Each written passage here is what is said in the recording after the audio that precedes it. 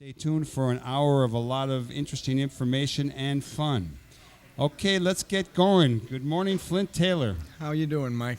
You know, Flint, I'm doing pretty well, and it's always good to see you. And you too. Stay real close to that microphone. All right. Flint and I have known each other for many years. We've been involved in a number of joint efforts, so to speak, trying to bring peace, justice, and better life to people.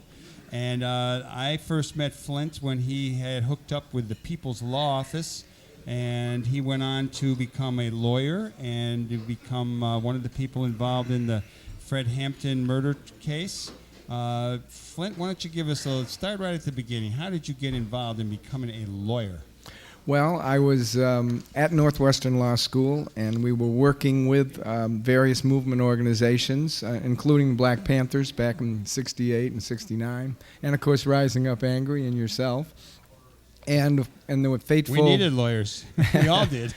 Yeah, for sure. And during that time, we were working on a case for Fred Hampton, the Black Panther leader here in Chicago.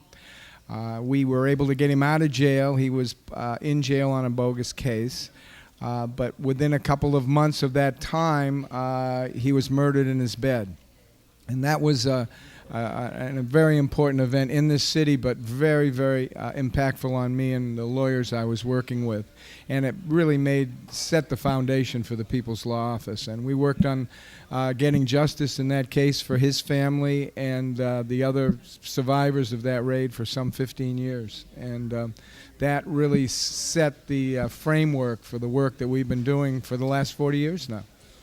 Let's give a little synopsis of the Fred Hampton trial and the suit that was victorious. For those people who don't know, Fred Hampton was a leader of the Black Panther Party. He was a very dynamic young guy originally out of Louisiana and then out of Maywood, Illinois. He'd been involved with the NAACP and their youth wing, and he was, to say the least, he was really a dynamic speaker, and he was recognized by the likes of the FBI and J. Edgar Hoover as possibly another Malcolm X or Dr. King. And he was murdered in his bed. And there's a new book out which people can get by Jeff Haas, who was one of your cohorts, right? Called The Murder of Fred Hampton. The assassination. The assassination. That's clear. Yeah. And that's a very apt term for it. But we fought for 15 years to bring out the evidence that established that assassination. The state's attorney of Cook County decided he was going to put a feather in his cap by raiding the Panther apartment that Fred Hampton lived in. But in fact, what it was a murderous raid that was masterminded by the FBI and J. Edgar Hoover. And for many years that wasn't known, but because of a lawsuit we brought and because of the outrage in the community and in this city in general, the evidence finally was uncovered that this just wasn't a police raid on a Black Panther apartment, but rather was part of a Cointel Program that was designed to destroy black leadership, radical black leaders such as Malcolm X, Martin Luther King, and Fred Hampton. And that the FBI set up the raid and used its informant to get the information that made it possible to murder Fred Hampton in his bed while he slept. Flint Taylor, you mentioned the Cointel Program. Can you tell us briefly what that stands for? Counterintelligence Program, which when J. Edgar Hoover was at his prime in the FBI, he decided not only that the FBI was to fight crime, but it was to actively attempt to disrupt, destroy, and neutralize dissent in organizations that dissented and fought for black liberation. And he was particularly vicious, and the FBI was particularly vicious with regard to the black liberation struggle and the Black Panthers in particular. Is there a legacy of that program other than the negative things it accomplished? Is there still a program or anything like it that remains today that people might want to be aware of?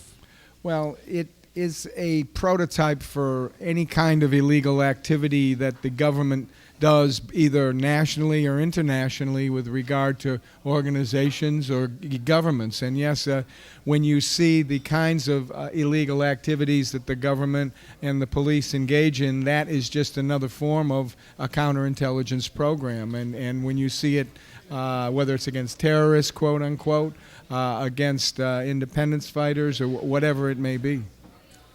Flint Taylor, you and the members of the People's Law Office, after the Fred Hampton trial, you got involved in the Attica case. And I just want to set the background for the kind of work that you're doing today. Tell us a little bit about what happened at Attica and how the People's Law Office was involved. Well, Attica was 1971 in September, which is almost 40 years ago as well. We're moving right along. The prisoners there, because of the inhuman conditions, took over the prison. And they took hostages, and they created their own society within the prison walls.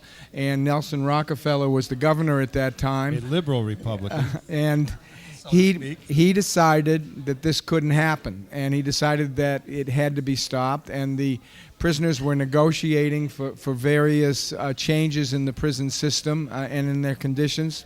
And Rockefeller decided to send not only the National Guard but the state police into the prison. And 43 people, most of them prisoners, were murdered by the police when they went in there. And this led to a tremendous amount of legal work that was necessary, and some of the lawyers from my office went there starting days after the massacre of the prisoners and spent many, many years fighting the various legal cases that arose there. Flint Taylor, over the last number of years, we've had a name popping up all the time named John Burge. And John Burge was a member of the Chicago Police Force. He ran a certain area detail, and his name is forever linked with torture. And unfortunately, he has linked the Chicago Police Department with torture ever since. Tell us a little bit about John Burge and police torture in Chicago. Well, it's a scandal that now has gone on for over 35 years. The first known case of torture at Area 2, which is on the south side of Chicago, was in May of 1973. And when we use the term torture, we're not using it loosely. We're talking about electric shock on men's genitals and other parts of their body. We're talking about dry submarino, which is putting a bag over someone's head and suffocating them to making them think that they're going to die. Mock executions, putting guns in people's mouths, putting a Russian roulette to their head, that kind of thing. That's the kind of torture that we're talking about. Not somewhere in South Africa under apartheid, not in Central America, but here in the city of Chicago for over 20 years, this went on under the captainship of John Burge.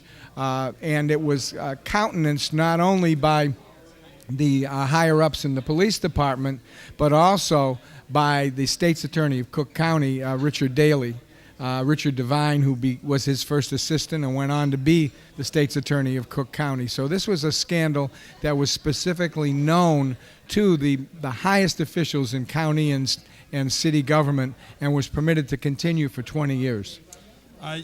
Daley's name has always come up around this, and I don't know if we want to start calling, maybe people have Daley as a Teflon dude, but how come he is not implicated more or talked about more in this?